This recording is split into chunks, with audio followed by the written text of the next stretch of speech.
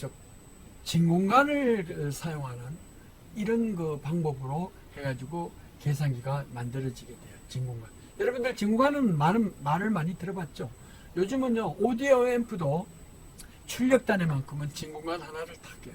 무드가 있대요. 분위기가 큰 파워를 내야 스피커가 천둥 번개 치듯이 꽝꽝 뭐 이렇게 돼버리기 때문에, 그래서 큰 순간적인 파워를 내는 것은 이 진공관처럼 한 수백 볼트 정도로 낙뢰 치듯이 딱 스피커를 울려줘야 된다고 그래요. 그래서 그렇게 하는 거는 일반적인 반도체가 하기 힘들어요. 그러니까 지금도 불을 켜가지고 히트를 불을 켜가지고 하는 이런 걸로 이제 하고 있는데, 아무튼 그 당시에는 트랜시스터나 고체 정폭기가 없었어요. 그래가지고 이런 기계식 이어가지고 전자식에서는 이거는 진공관식을 쓰기 시작했다.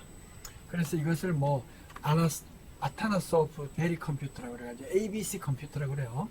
이 진공관식을. 이 진공관의 단점은 뭐예요? 이게 문제가 되는 게 열이 난단 말이죠. 그러니까 이 부피를 작게 할 수가 없어요. 또 진공 유리관으로 만드니까 어떻게 돼요? 걸핏하면 깨져요, 충격에. 자, 또 불이 나고 막 그래요. 컴퓨터 전산실에 불이 나는 경우가 참 많았어요. 이런 경우를 우리는 조심해야 된다. 근데 언제부터 이제 이 진공관이 트랜시스터라는 걸로 바뀌어지게 됐느냐면은 1945년도에 트랜시스터가 발명이 되고부터 이제 이거를 트랜시스터로 바뀌게 됐어요. 그래서 여기 이렇게 보면은 이제 애니악이다 뭐 그래가지고 처음에 이 전자식으로 해가지고 이렇게 스위치 조작을 해가지고 여기 아직까지도 여기는 진공관을 쓰는데 1945년도에 이제 이 트랜시스터로 바꿔가지고 처음으로 이렇게 만들어진 것이 프로그램 내장형이었어요. 프로그램을 만들기 전, 즉 45년도 이전에는 1945년도면 언제요? 2차 대전이 이제 끝날 무렵이잖아요. 이때 이전까지만 하더라도 컴퓨터를 만들어도 컴퓨터한테 명령을 주려면은 스위치가 딱딱 있어가지고 10, 10 하면서 스위치로 탁탁탁탁 켜주고 입력 탁 버튼을 누르면은 그 01, 01 하는 이진 숫자가 입력이 되고 그게 이제 돼 있으면 되는데 그 이후부터는 즉 45년 이후부터는 이만한 테이프에다가 프로그램을 로딩을 시켜요. 그리고 전원을 딱 넣어주면 그 로딩된 명령이 결국 하나하나씩 실행하는 이런 거를 본 노이만 그 형이라고 그래요. 즉 메모리, 프로그램 메모리가 내부에 저장이 돼 있어가지고 전원을 딱 킬 때 그것에 의해서 돌아가게 하는 그런 것이다. 그러니까 지금 봐요. 1945년도다 그러면 2차 대전이 끝났을 무렵인데 이 2차 대전 끝났을 무렵 이게 지금 먼 시기가 아니에요. 1950년도 됐어야 이제 실용적으로 막 만들어지고 그랬었는데 초기 모델은 이것은 실용화 단계라고 볼 수가 없어요. 그냥 전산실이나 뭐 이런 데서 연구실용으로 이제 썼었어요. 자, 그럼 1950년도부터 컴퓨터가 프로그램을 로딩해 가지고 만들어졌다. 컴퓨터 프로그램을 로딩해서 만들어지면 어떻게 돼요? 로딩해서 만들어지면 그러면 결국은 이게 실제 쓰이는 건 1952년도부터 뭐 일렉트로닉 디스크릿 베리어블 오토매틱 컴퓨터라고 그래가지고 이렇게 내장 방식으로 실용화가 이제 되기 시작했다는 거예요. 1952년도부터. 자, 52년도면은 우리가 지금부터 한 몇 년도예요? 한 70년밖에 안 되잖아요.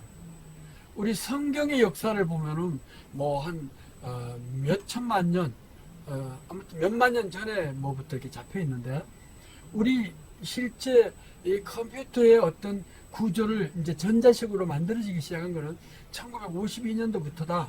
우리는 그것을 이해를 해야 돼요. 그리고 거기에 들어가는 소자가 트랜시스터를 갖고 만들었다는 거예요. 자, 그래가지고 이렇게 일단 처음으로 이제 데이터 상업용으로 만들어진 거는 유니백이라는 것이 만들어졌어요. 군사용으로 만들어진 것은 뭐 오래전이라고 할 수 있지만 이게 만들어진 것, 즉 상업용으로 만들어진 것은 불과 몇 년 전이다.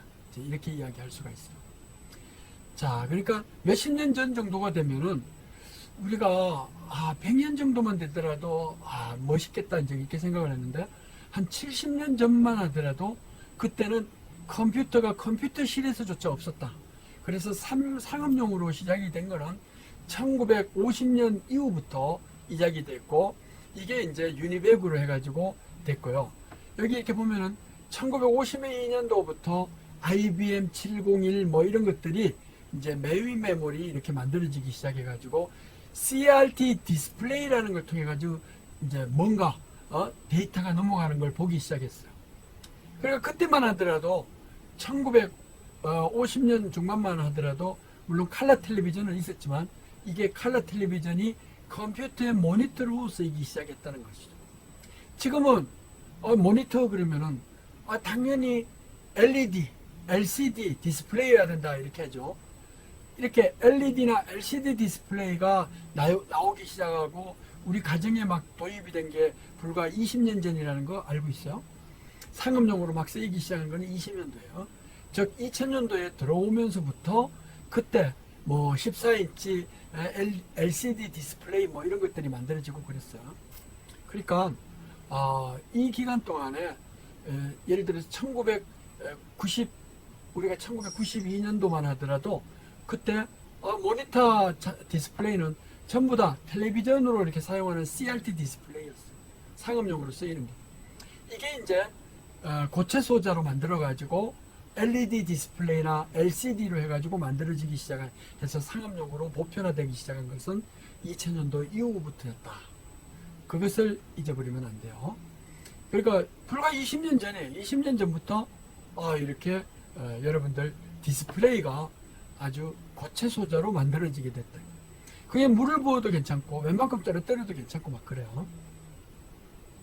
자, 그래서 이제 이거를 표로 만들어 놨어요. 왜 이걸 만들어 놨느냐?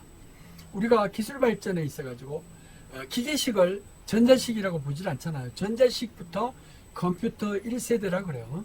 그래서 2차 세계대전이 끝나는 게 1945년도고 그때 토렌시스트를 만들었어요.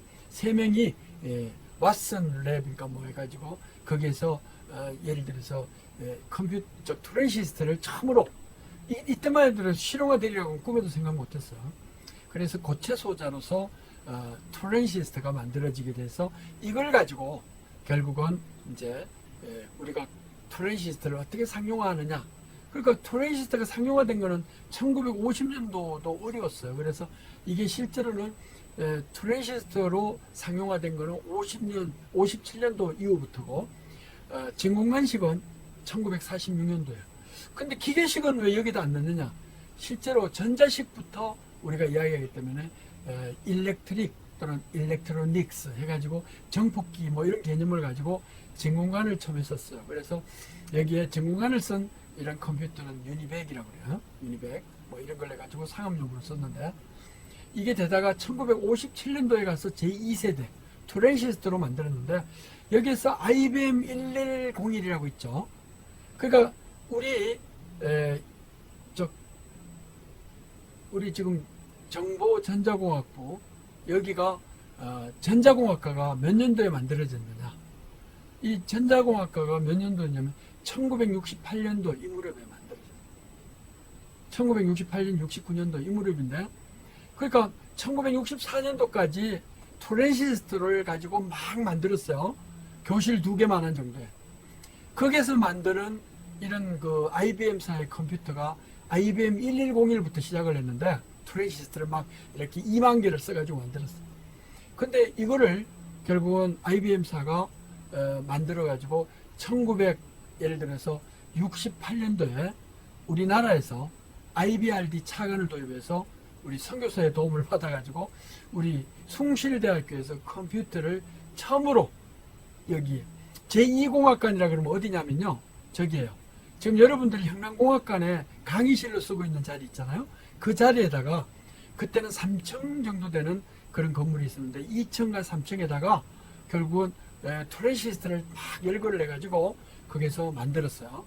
토렌시스트 3개 다리 있는 거 있잖아요. 이걸 가지고 막 따가지고 이렇게 선진결해가지고 만들었어요.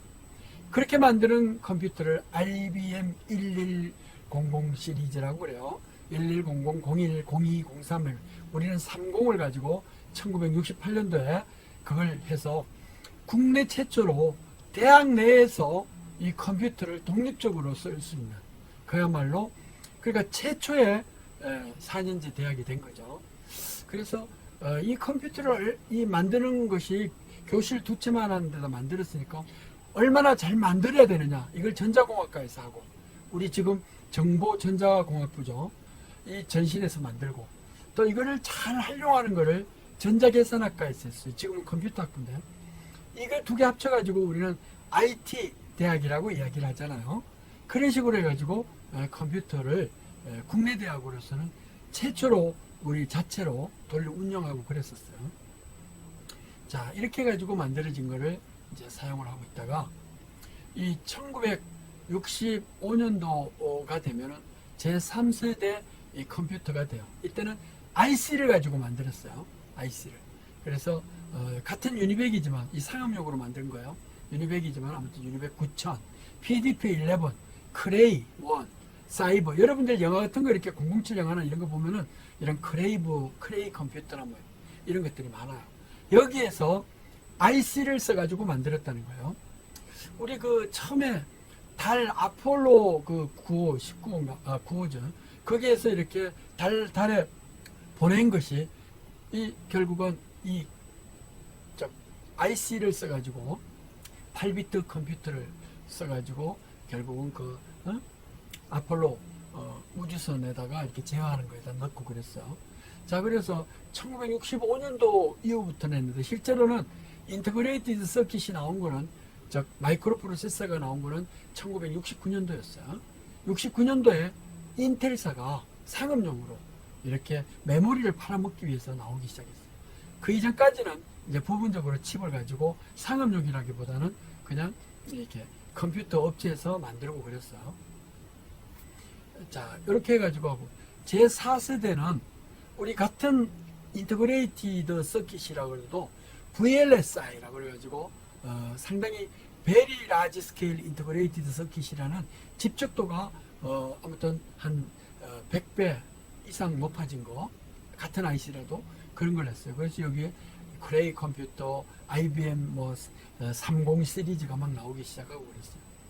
5세대는 어떻게 돼요? 5세대. 이거 현재까지는데 지금 이제 슈퍼컴퓨터 뭐 이렇게 되는 건데 이미 우리는 5세대에서 접목해가지고 사용하고 있어요.